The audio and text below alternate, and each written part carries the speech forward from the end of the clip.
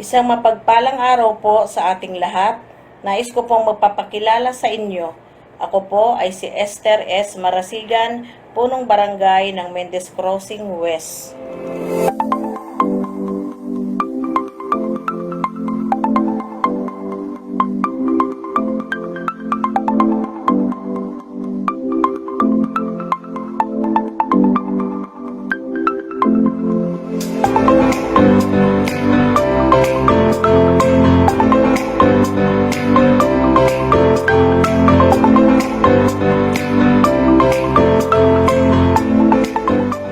Barangay Mendez Crossing West ay sakop ng lungsod ng Tagaytay, probinsya ng Cavite, at humigit kumulang 4 na kilometro mula sa kabayanan ng lungsod ng Tagaytay at nabibilang ang nasabing barangay sa Organ. Binubuo ito ng lawak lupain na 84 hektarya at napalibutan ng mga barangay sa Timog Barangay Sambong, sa Silangang Barangay Mendez Crossing East, sa Kanluran Barangay Askisan at sa Hilagang Barangay Patutong Malakinor.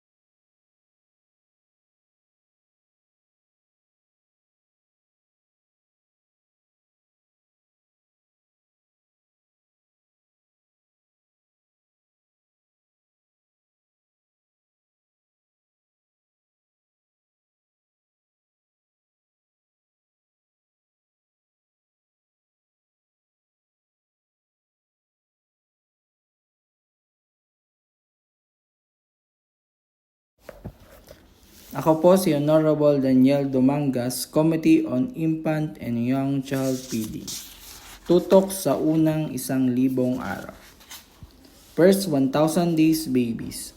First 1,000 Days Program kung saan layunin ng BNC na simulan sa pregnancy period na 270 days, infancy period na 180 days at 550 days para sa kanyang toddlerhood o hanggang sa 2 taong gulang ng kanyang anak ay matutukan ang mga bata upang matiyak na malusog nitong pangangatawan.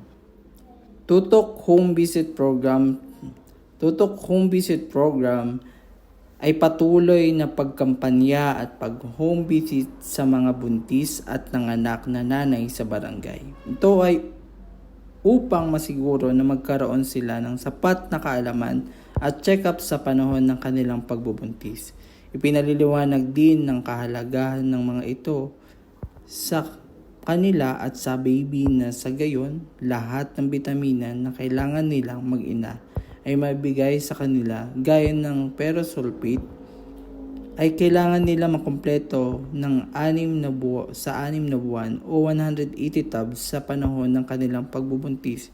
Isa pang mahalagang bagay na kailangan nila ay magkaroon sila ng birth plan sa kanilang pagbubuntis upang maging handa sila sa mga oras na pangangailangan sa nilang pagpunta sa paanakan, kung saan tinitipon ng lahat ng mga buntis at nagpapasuso sa barangay tuwing buwan ng Agosto at nagsasagawa ng iba't ibang activities tulad ng lectures, games at giveaways para sa lahat ng dumalo upang maengganyo silang kapag mayroong patawag. Milk Code Pamphlet, kinakampanya sa mga buntis at nagpapasusong ina na nag-breastfeed upang mapangalagaan ng kanilang mga anak at masiguro na malayo ang mga ito sa sakit. Kaya't isa sa paraan sa pamimigay ng Milk Code Pamphlet upang malaman nila na bawal na ang bottle feeding at may batas na para dito. Ipinagbabawal rin ang pagpapaskil ng mga artificial na gatas sa halip na Milk Code para sa pagkampanya sa breastfeeding. Committee on Integrated Management of Acute Malnutrition or CARE. CARE, Community Accept and Receive and Empower. Malunggayan Project sa Barangay. Patuloy pa rin na isinasagawa ng BNC ang pagpaparami ng malunggay sa garden ng barangay dahil malaki itong tulong ang magagawa ng dahon ng malunggay sa pagpaparami ng gatas ng ina sa panahon ng kanyang pagpapasuso. Innovation Malunggay Powder. Malunggay powder ay isa sa continuous na inobasyon ng BNC mula sa programa ng Malunggayan Project kung saan ginagawang budbod ang mga malunggay at ibinubudbod sa mga pagkain para sa feeding program at sa produktong delicacy sa livelihood program. Innovation Tsinelas kontra bulate, pamamahagi ng tsinelas kontra bulate. Ito ay innovation ng BNC kung saan ito ay isa sa paraan ng barangay upang matutukan ang mga indigent na mga bata na maiwasan sa mga mikrobyo tulad ng bulate na maging dahilan na lumaki ang kanilang mga tiyan. Rock Your Smile. At taunang isinasagawa tuwing Oral Health Month, dito ay tinuturo ni Donna Baldaso ang kahalagahan ng pagsisipilyo ng ngipin at nagpapanood rin sa mga bata kung paano ang tamang pagsisipilyo. Ito ay suportado sa sangguniang barangay at kaagapay ang Nobo na siyang tauna ring namimigay ng toothbrush sa barangay. Ang Global Hand Washing. Kasama pa rin sa tutok kalinisan sa kabataan ang Global Hand Washing mula sa pangunguna ni BNS Donabel Lasso at kung saan itinuro ang tamang paghuhugas ng kamay at palagian itong gawin bago at pagkatapos kumain para maiwasan anumang mikrobyo at sakit. Food Safety Program kung saan may layong matiyak na ligtas ang ating pagkain at inumin sa tuwing tayo ay kakain sa pamamagitan ng pagsusuot ng apron, hairnet at gloves sa paghahanda ng pagkain lalo na kapag mayroong feeding program sa barangay. Magandang araw po. Ako po si Honorable Kimberly Ernie, Barangay Kagawad ng Mendez Crossing West, Tagaytay City. Ang committee ko po ay Committee on Dietary Supplementation Program, Maintain Food Supplement for Children. Nutri Smoothie.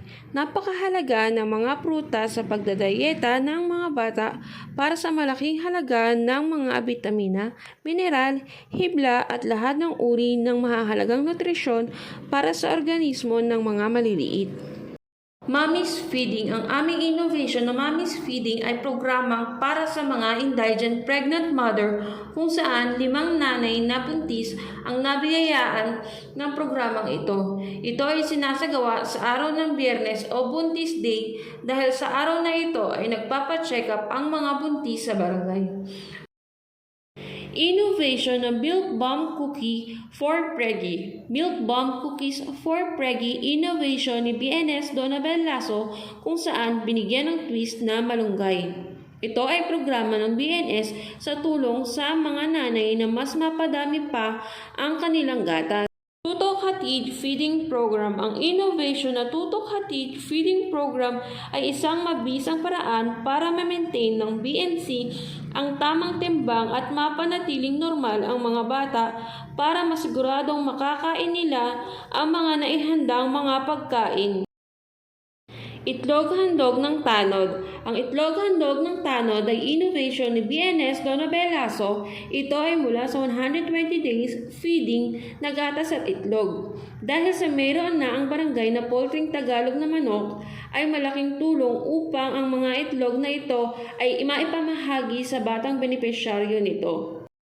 Ang aming innovation na lulusog lalakas sa gatas at itlog, ito ay isa sa 2 klase ng pagkain na ipinakakain sa mga batang benepisyaryo ng feeding program.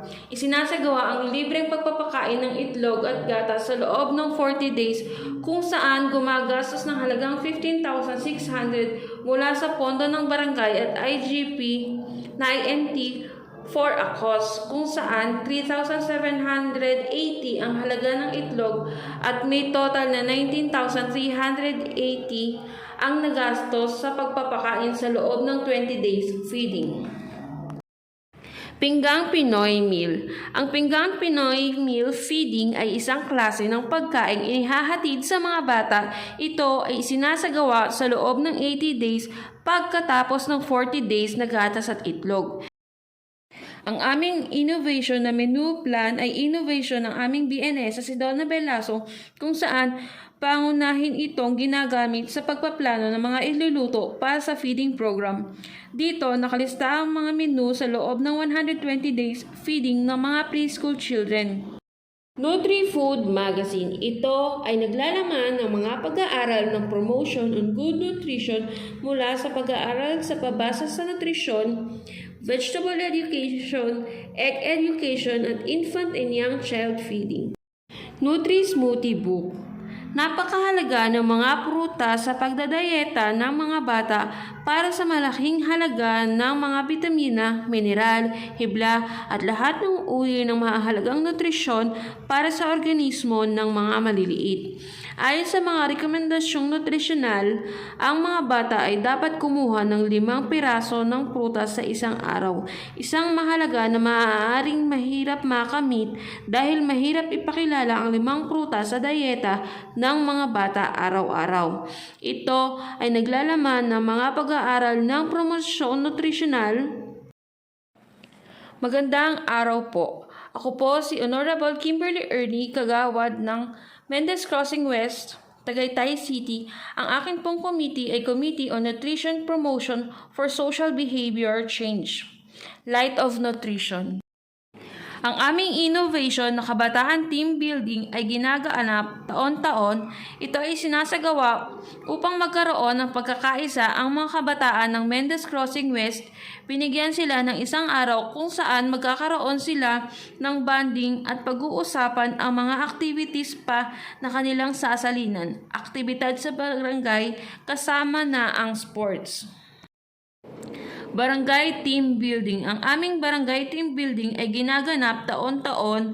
Layunin ng team building na ito na magkaroon ng pagkakaisa at maipakita ang kooperasyon ng bawat isa upang magkaroon ng magandang resulta ang bawat programa ng aming barangay. Ako po si Mark Joseph Lalo, SK Chairman, Committee on Provision of Macronutrient Supplementation, Health Power. Tutong hatid bitamina program na paraan upang maibigay namin sa mga benepisyaryo nito ang iba't ibang bitaminang kailangan ng kanilang katawan. Ang tangkad sagad para sa batang mababa ay cherry pearl at hinahatid at pinapainom sa mga batang stunted at severely stunted, at bitaminang malunggay alay sa batang matamlay ay Morising para naman sa mga batang wasted at severely wasted preschool children. Diabetes Care. Diabetic free sa tulong ng Sangguniang Barangay Mendez Crossing West at sa pamumuno ni Ginang Sinaida Alcazar at BHW Carmencita Banaag ay pinapatupad ang libreng pagsubaybay sa sugar count ng mga diabetic patient, pregnant, senior citizen at iba pang residente na gustong magpa-sugar test.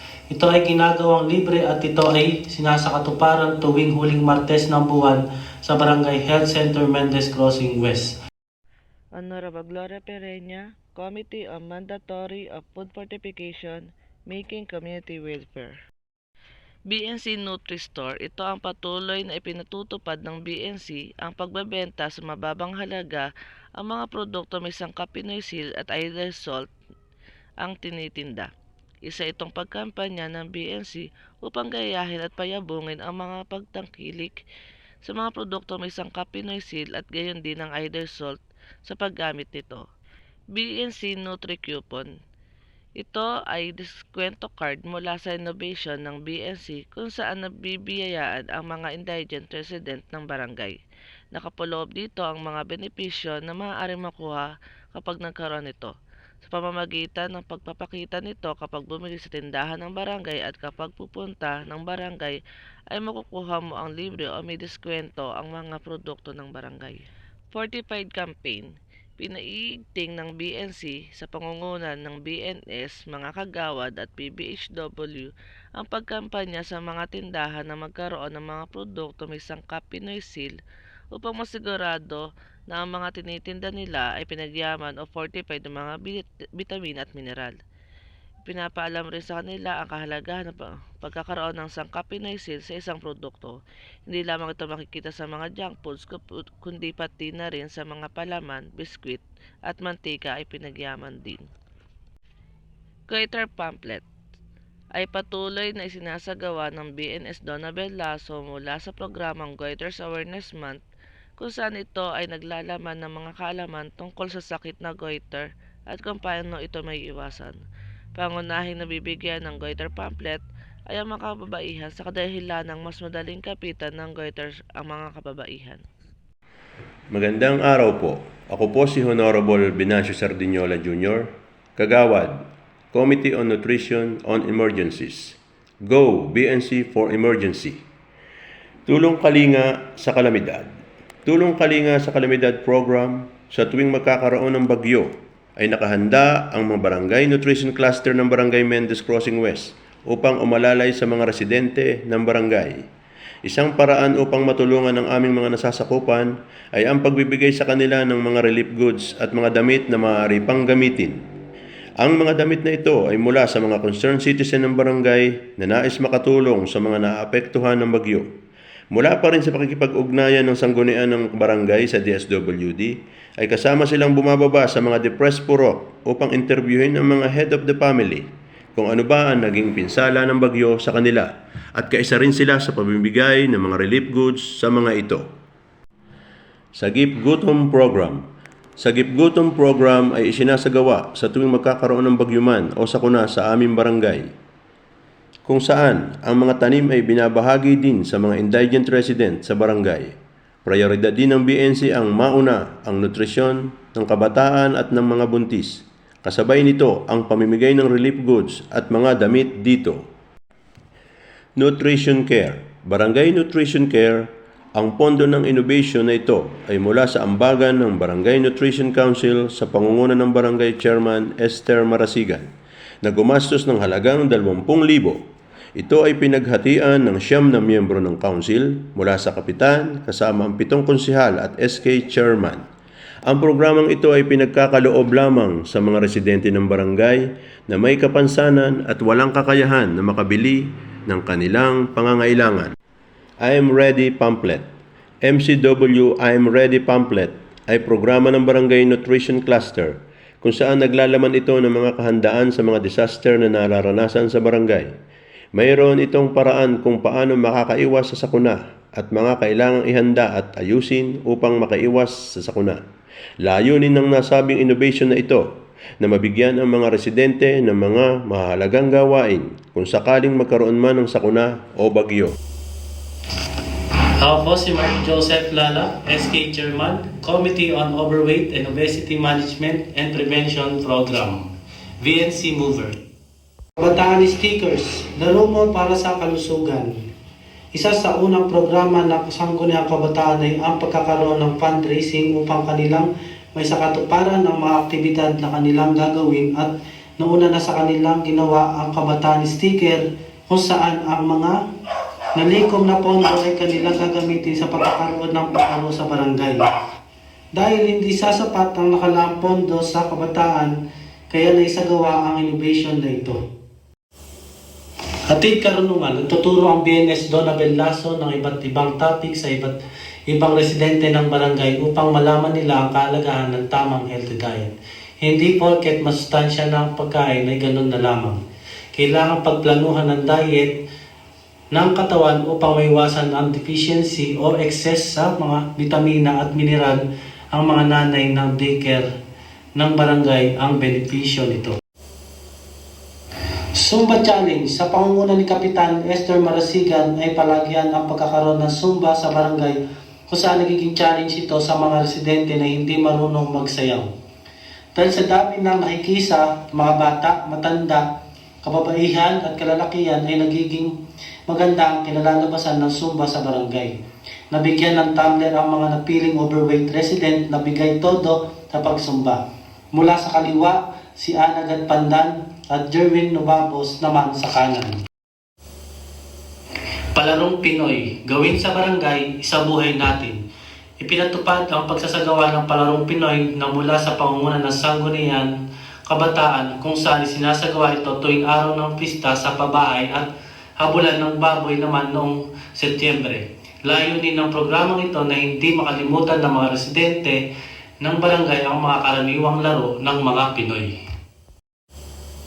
Kabataan Dance Contest ay sinasagawa tuwing Children's Month mula sa sama-samang pagtutulungan ng Sangguniang Kabataan sa pangunguna ni SK Chairman Mark Lalap. Katuwang ang kanyang mga kagawad ay nasabihan ang lahat ng kabataan ng barangay na makilahok sa dance contest na ginanap noong Oktubre. Layunin ng innovation na ito na may sabuhay ng mga kabataan ang sigla, pagsumasayaw at magbibigay lakas ng kanilang katawan. Takbo para sa malusog na tayo mula sa pagtutulungan ng BNC at Committee of Obesity Prevention, SK Chairman Mark Joseph Lalap. Kasama pa rin sa plan Healthy Diet ang pagkakaroon ng jogging sa Oval kasama ang mga overweight resident ng barangay. Mula pa rin sa pagkakaisa ng Sangguniang Kabataan na may patupad ang Healthy Diet sa barangay.